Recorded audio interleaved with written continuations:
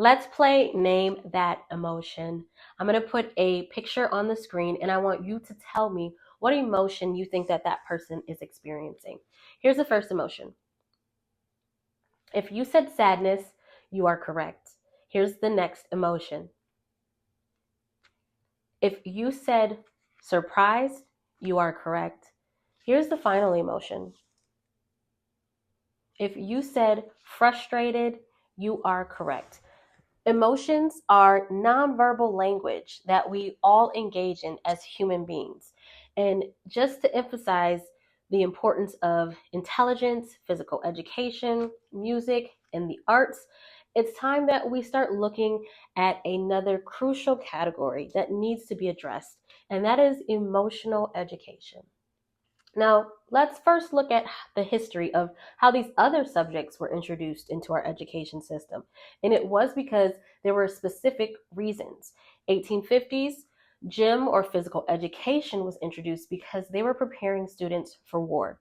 1820s, art was introduced because it met the need for architectural designers during the Industrial Revolution.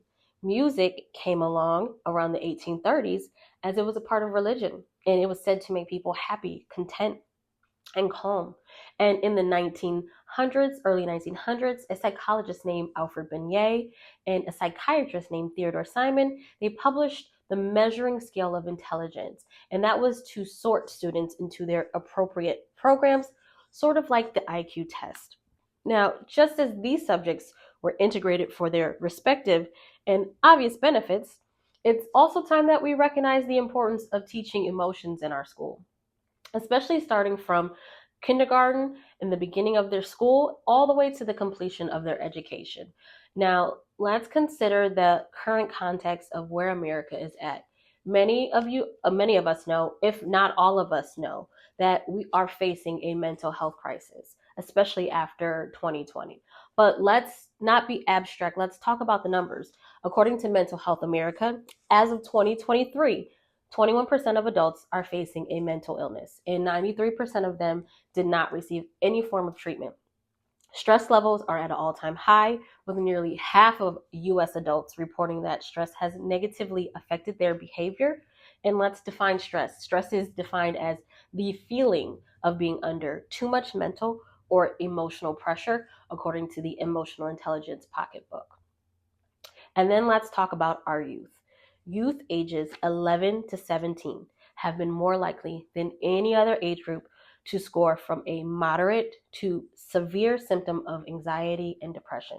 Mental Health America asked the youth from 11 to 17 what was contributing to the mental health. And here are just a few of their responses. The first one says, I feel so disconnected and confused and alone. The next one says, wondering what is wrong with me because no one else seems to feel this way. And the final one says, feeling like no one else is feeling what I'm feeling, or feeling like no one is there for me. This is only a snapshot of what we're currently facing and what is to become in the future, which brings me to my main point: advocating for emotional education being taught in our schools. Emotional education, or emotional literacy, is giving students the ability to recognize, understand, manage, and express emotions in a more effective way. Let's dive into why that's important for young children. At the age of 5, when they would be entering into kindergarten, children's brains are developing very rapidly, quickly. It's the perfect time to start teaching them about emotions. At this developmental stage, the brain is highly moldable, and each of those experiences significantly shape its growth. So, emotions that are ruled by primitive parts of the brain, it means that the young children often experiences emotions intensely at that age and have difficulty regulating them. We understand the importance of physical education, as it keeps our bodies healthy, and it teaches us the importance of exercising each and every day. It's very similar, especially at that age, that emotions need to be exercised and understood, just as physical education teaches children about their bodies. in how to keep them fit. Emotional education is going to teach them about how their mind works and how their emotions are and how to manage them in a more healthy way. Without the understanding, children are more susceptible to struggle with coping with their feelings, leading to issues as anxiety, depression, behavioral problems inside of the classroom, and behavioral problems at home. So let's look at the benefits of teaching these emotions in school. Teaching emotions benefits students hands down in numerous ways. It enhances their ability to communicate, reduces instances of bullying, it provides and improves academic performance. And when children understand their emotions, and you can say that across the board as a human, when you understand your emotions, you are able to express your needs more effectively. This leads to fewer misunderstandings and fewer conflicts. This is particularly important for people or children who are at risk, who might not have support systems needed to develop these skills at their home. Next, consider the benefits for the teachers.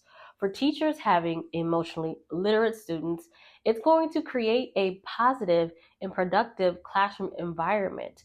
It's reducing disruptions caused by emotional outbursts, and it's going to allow teachers to focus on what we want them to focus on, which is teaching rather than classroom management and managing behavior. Additionally, teachers themselves benefit from understanding emotional literacy. It equips them with tools to handle their own emotions and their own stress more effectively. I call that a win-win situation. And on a bigger scale, let's just think about how emotionally literate individuals will contribute to the community or to society. Emotionally literate emotionally literate individuals contribute to a more empathetic and cohesive community. They are better equipped to build strong relationships, resolve conflicts, and contribute positively to society. Now, according to the Power of Talk article that I read by the Harvard Business Review, lessons learned in childhood carry over into the workplace. So when you talk about teaching children emotions, we're investing in the future of society, the future of these generations, and they will have new values like understanding, empathy, emotional well-being, active listening that will contribute to the future workplace. And finally, let's talk about the importance of having an emotional vocabulary.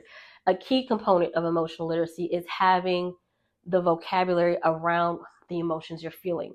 So, having a rich or complex, having a robust emotional vocabulary enables us to articulate our feelings and our needs, especially for children who are vulnerable, and being able to name and express their emotions. That will be a transformative skill. It gives them a voice. It helps them seek and support when they need it. It's reducing the risk of emotional and behavioral issues later on in life. And I want to leave you with this.